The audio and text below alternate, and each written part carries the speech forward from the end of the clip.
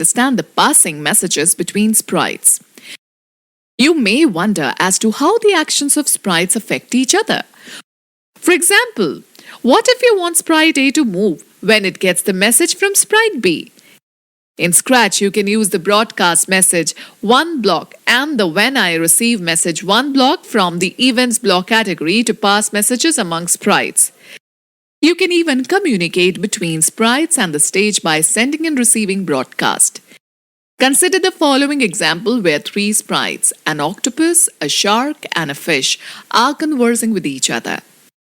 The octopus sprite broadcasts the message for the shark sprite to catch the fish sprite. When the shark sprite receives the message, it takes the action accordingly and catches the fish sprite. Let us now create this story by the following given steps. Open a new Scratch project. Select Underwater 3 backdrop from the Backdrop Library dialog box. Choose an octopus, a shark, and a fish sprite from the library and add them to the stage.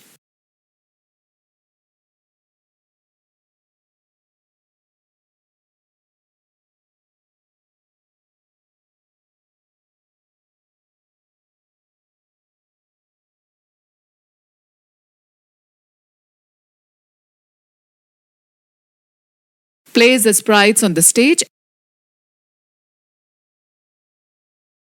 Now select the octopus sprite and add the script as shown in figure.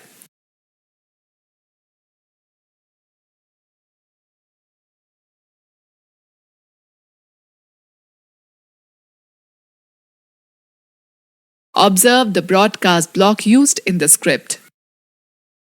This block is used to broadcast the message. Get the fish to the sprites.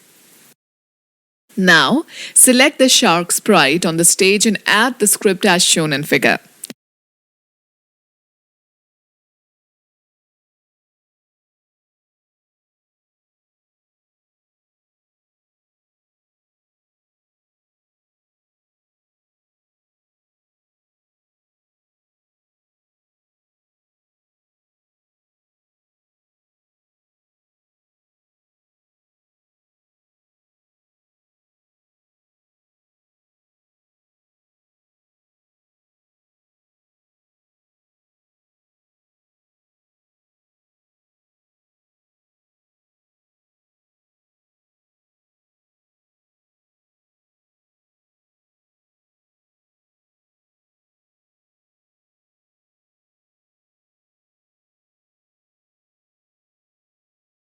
You can clearly see that in the script, the block is used.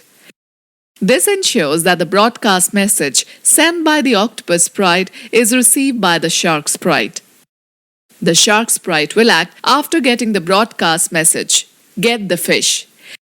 It will move towards the fish and after reaching the fish, the message, I caught the fish, is displayed. Now, click on the green flag to execute the Scratch project and observe the actions of the sprites.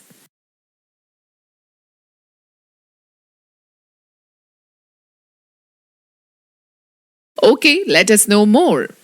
To write your own message, click on the drop-down arrow in the message box of the broadcast block and select the new message option.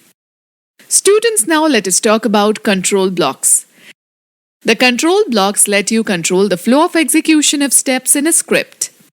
You can insert conditional statements and iterative statements, often called loops, in your script with the help of control blocks.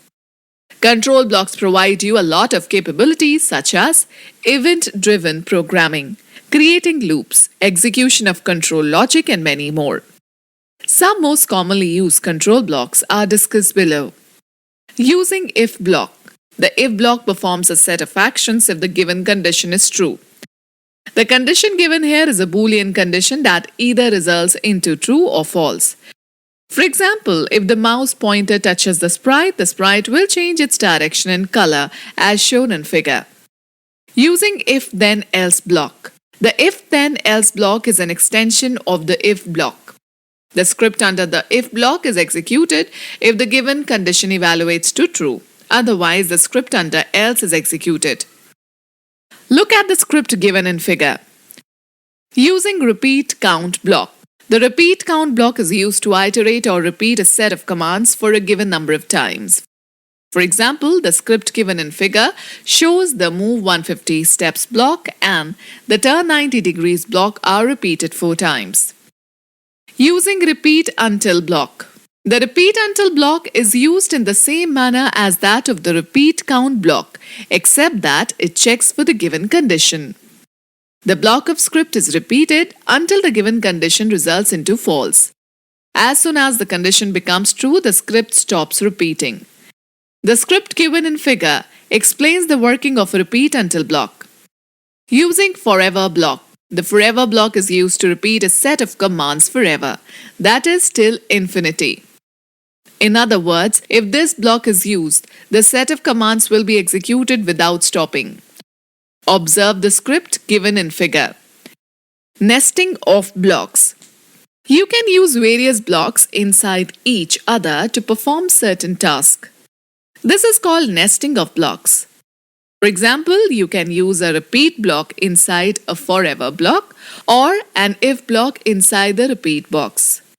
The script given in figure describes the use of nesting of blocks. Okay, let us understand how to animate images in Scratch. When a sprite changes its costumes repeatedly in a particular script, the effect appears as an animation. This effect can vary depending on the number of costumes and on the speed with which the sprite changes its costumes. Let us create an animation in Scratch by using this process. Setting the stage. Create a new project. To set the background, click on the stage icon and select the Choose Backdrop from Library button on the stage backdrop area. Select the Spotlight stage backdrop from the backdrop library and click on the OK button.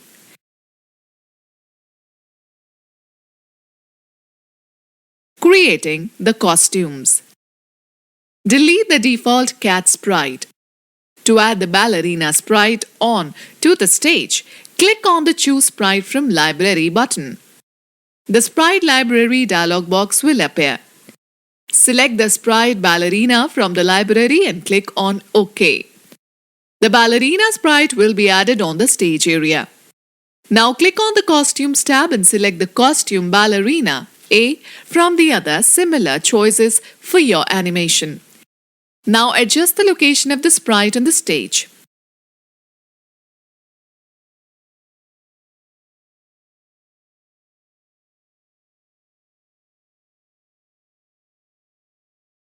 Writing the script. Click on the Scripts tab. Now select the Events blocks and drag the When Clicked block onto the Scripts pane. To animate the costume repeatedly, click on the Control block to select the Forever Loop block and place it beneath the When Clicked block. Now, select the Looks block and drag the Switch Costume to block and place it inside the Forever block. Click the drop-down list of the Switch Costume to Ballerina-A and select another costume. Add the Wait Seconds block from the Control block palette to give some pause to the animated costume. Repeat the steps as shown in figure for all the costumes of the sprite.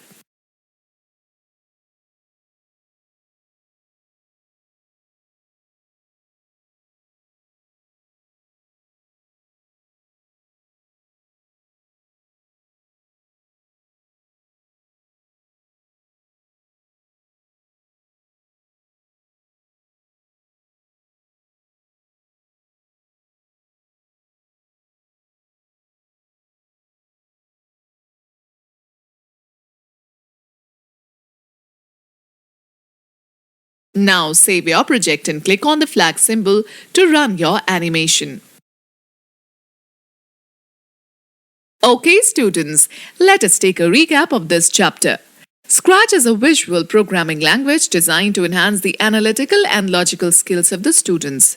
Scratch provides a number of inbuilt sprites. The stage is the main working area of Scratch. It is used to draw pictures or perform actions. The stage icon is present on the left of the sprite list. The collection of the stepwise instructions given to a sprite is known as a script. The Scratch toolbar appears at the top of the Scratch window. The X and Y coordinates determine the position of the sprite in the stage. The standard orientation, where x-axis is horizontal and y-axis is vertical, determines the xy plane.